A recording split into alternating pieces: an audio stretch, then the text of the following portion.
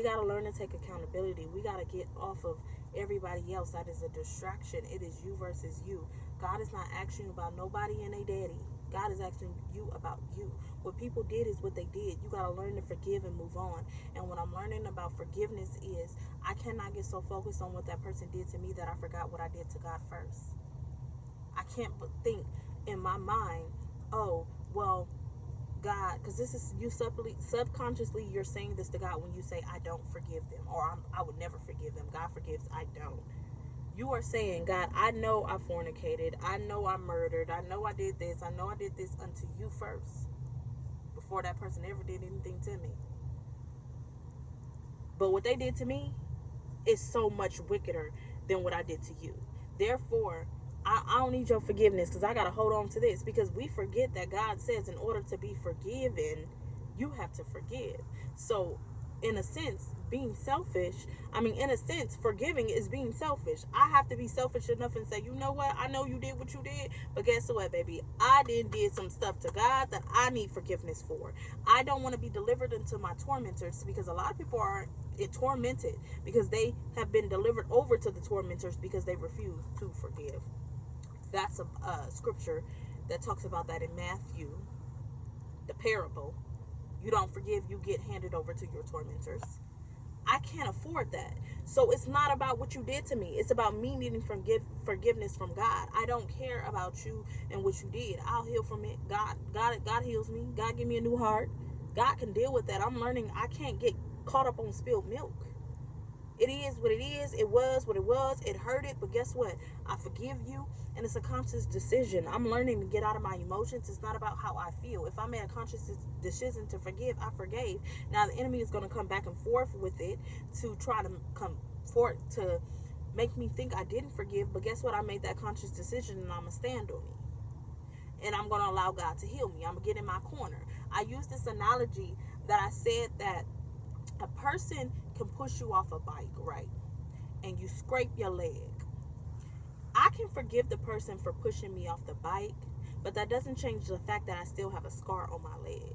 Sometimes myself, I consider, because I still had the scar and I have to heal from the scar, or I didn't want to deal with them, or whatever the case may be, because you can forgive and not want to deal with that person still. I used to think unforgiveness was if I don't talk to them, then that means it's unforgiveness. The devil is a cockeyed lie.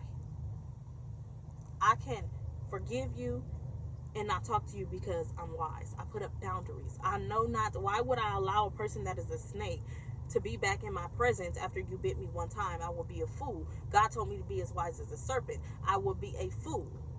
I can forgive you and not still want to be around you. So with that being said, that scar can still be there. God, I need you to heal this scar, because I'm not going to sit here and make it seem like, oh, I'm so in awe of this person after they just hurt me.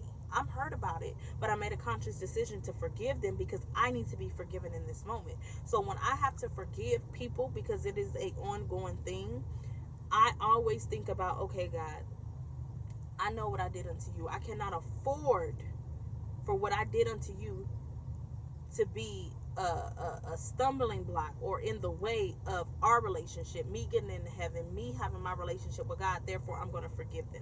It's a tactic. You have to understand. It says, lest we be ignorant of Satan's devices. That is one of Satan's devices. We have to forgive. We have to let go, and we have to let God allow us to heal us. We can't get caught up on that we was hurt, that we're not getting caught up on God can heal. We got to take our mind off the negative and what they did and focus on God, what I did. Because if I focus on what I did, what they did begins to diminish. I can't focus on what you did because what I did was wicked. Like I said, as God is turning things to me and I'm seeing things in my life and the things that I did, because we going back down memory lane on back when I was in the world, I'm realizing, oh my gosh, that was a sin. God, forgive me, right? I'm focusing on me and what I did, because God gonna ask me about me. He not gonna ask me about you. So I can't get focused up on what you did. I gotta focus on what I did, and focusing on what I did in my relationship with God and me needing the grace and the mercy. It puts me in a position, and it gives me understanding to really sit here and forgive. Not allow that to ponder and fester in my heart, but rather focus on my relationship with God. Focus on what I did so I can receive forgiveness. Focus on God can heal me. It doesn't matter what happened. Like I said, I can't cry over spilled milk. I can't keep going back and forth. Well, they did this. Okay. Let's move forward. God, heal me. Because it hurts. I'm not going to sit here.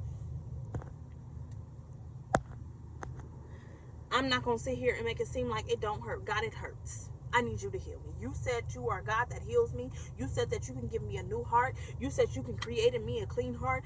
Do what you did just like with Joseph, God. Bless me so good that I will forget the troubles in my father's house. God, I need that. That's my focus. See, we got to begin to shift our focus instead of allowing the enemy to do this tormenting thing of reminding me of the past or reminding me what they did. Well, they don't deserve your forgiveness. I don't deserve God's forgiveness, yet he gave it. So guess what? Hey, I forgive you.